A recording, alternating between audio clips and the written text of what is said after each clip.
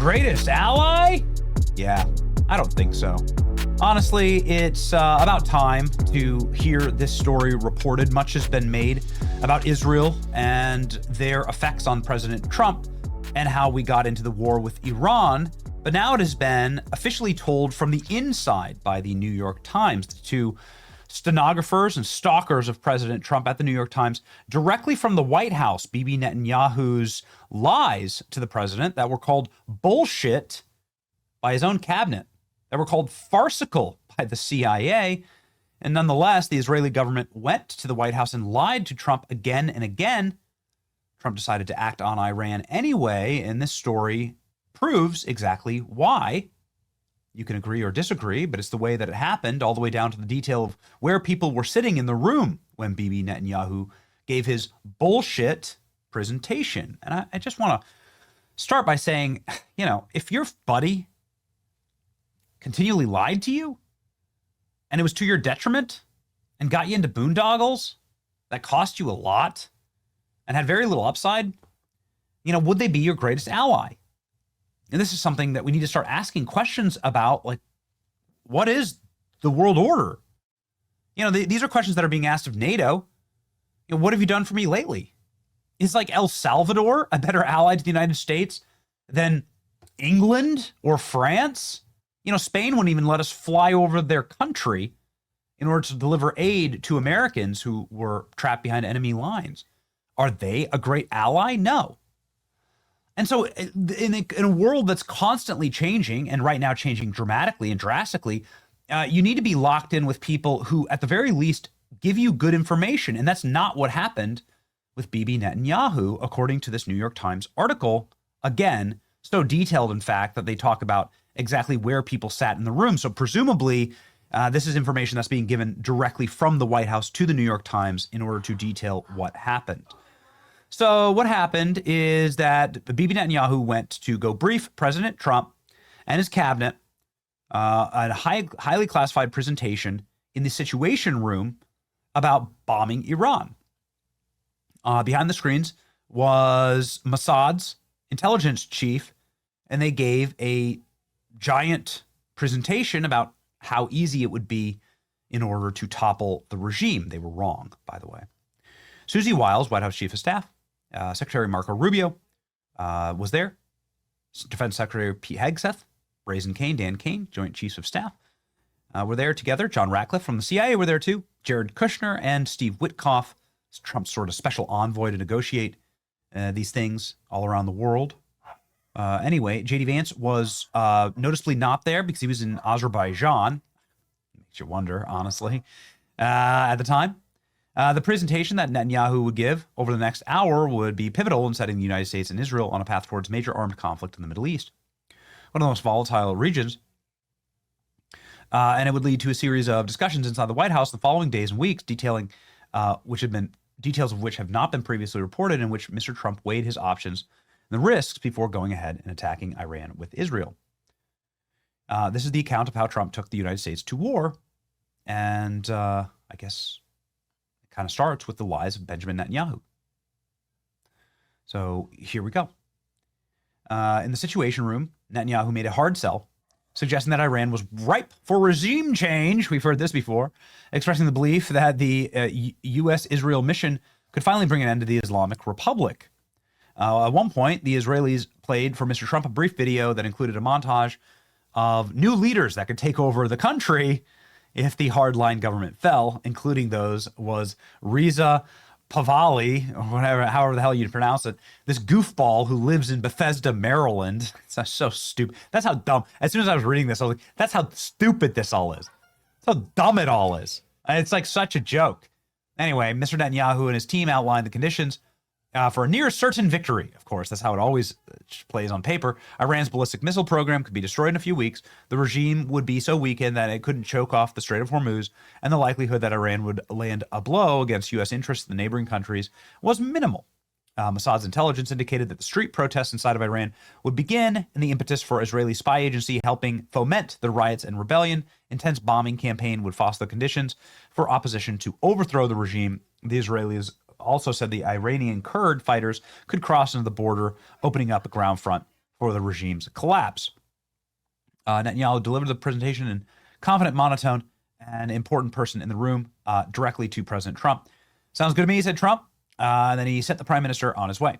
Prime Minister, of course, was constantly at the White House, constantly demanding that Donald Trump go to war against Iran. And then what happened? Well, Trump went to his team and said, is this true? And they said, no. This entire presentation was a lie, or at least the majority of it. So here's what happened. This is a very, very interesting part of the article. The U.S. officials, so the CIA director and the State Department and the Pentagon got to work, and all the experts on our side went through Netanyahu's presentation.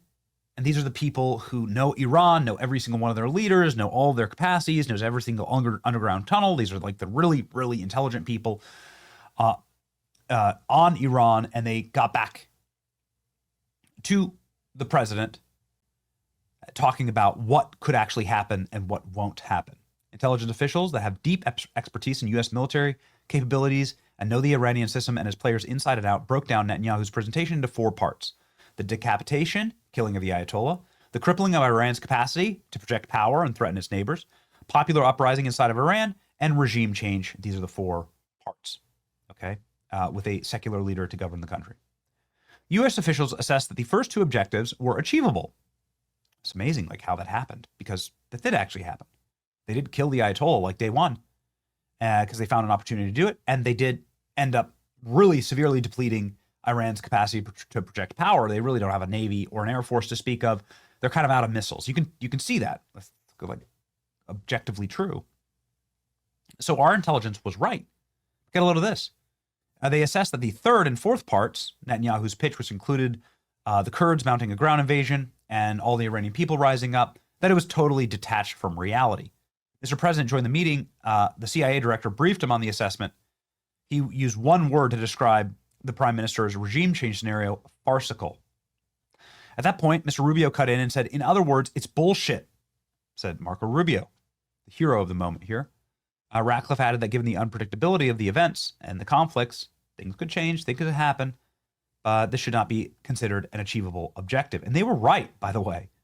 You know, we have the Ayatollah's son who's in charge. They've killed a lot of the Iranians, but like, it's not like you had regime change and the people didn't rise up at all. I mean, they were like literally 0 people rising up in Iran.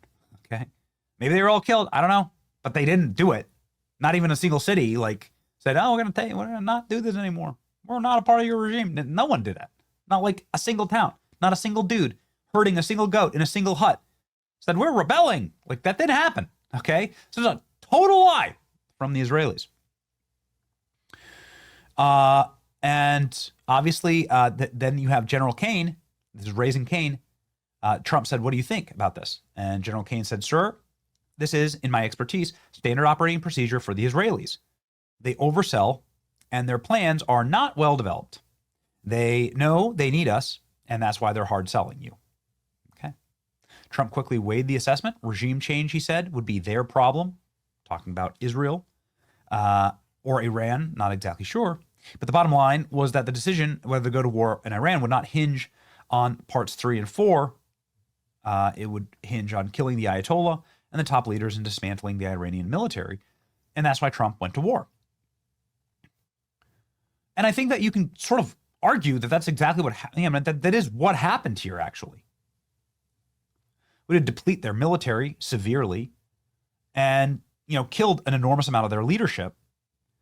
The other part of note in all of this is that J.D. Vance was very much the skeptic and believed that this shouldn't happen. Nobody in Mr. Trump's inner circle was more worried about the prospect of war with Iran or did more to stop it than J.D. Vance. Mr. Vance had built his political career opposing precisely the kind of military adventurism is now under serious consideration. And he described war with Iran as a huge distraction of resources and massively expensive. That's true. He was not, however, a dove across the board in January when Trump warned about Iran killing protesters and stuff. Vance privately encouraged the president to enforce his red line, but it was like limited punitive strikes like we did last summer. The vice president thought regime change war with Iran would be a disaster, and he was right. His presence was for no strikes at all, His preference was for no strikes at all, but knowing that Mr. Trump was likely to intervene in some fashion, he tried to steer towards limited action. Later, when it seemed certain that the president was set on large-scale campaign, Mr. Vance argued that he should do so with overwhelming force in the hopes of achieving his objective quickly. In the end, you can read the rest of the article. I encourage you to. It's actually utterly fascinating.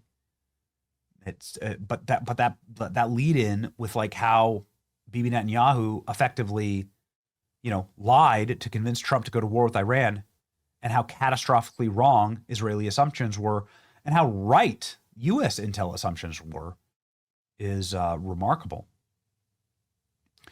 According to the New York Times, Netanyahu presented Trump with false and untrue programming about what would happen in Iran. Israeli intelligence falsely suggested Iran would be too weakened to respond effectively. U.S. interests would face minimal risk. This was not true. The impetus for Iran's war were lies and falsehoods presented by Netanyahu. Is it fair to say that this was a foreign influence operation? Interesting. Yeah, and I don't know. Decided to go to war with Iran after a closed-door Israeli pitch with his meeting, where Bibi Netanyahu effectively used an opportunity where J.D. Vance was gone in order to spill lies.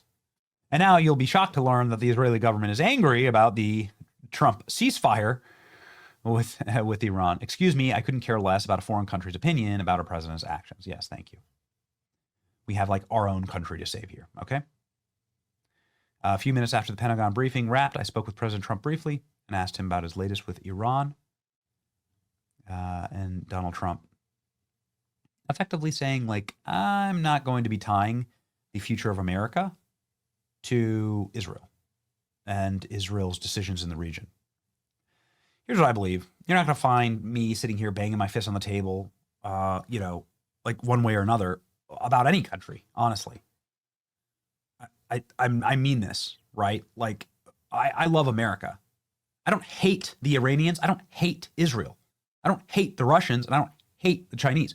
I want what's best for America. If that means bad things for all of those countries, I don't care. That's what we do here. Meaning, typically what happens is good things for America means good things for all of those countries. They're all major trading partners. A lot of them benefit from a secure world, secure shipping lanes, all the nice things that America provides. But I'm frankly, like, utterly sick of any other country being considered over America. And I think that's frankly like what people are the most frustrated about right now. It's why I'm really happy to be decoupled entirely from this region. As far as I'm concerned, close down every single American base, and close down most of the American bases across Europe too, and every American base in Ukraine. I don't see it. I don't understand it. I don't want it. Like, I think that it's fine. I think it's good to be a world empire. I think I want America to succeed, but I don't ever want it to be something that we do on behalf of other nations. Certainly don't want some other nation to walk into our White House and to lie about an operation to our president. And that's what happened. That's what Israel did here. It's unforgivable as far as I'm concerned. You should never want that. If it were China doing that, Russia doing that, or if it were the UAE or Saudi Arabia walking in and lying to us, and lying to our president, and then getting Americans killed, I would also be rightly furious.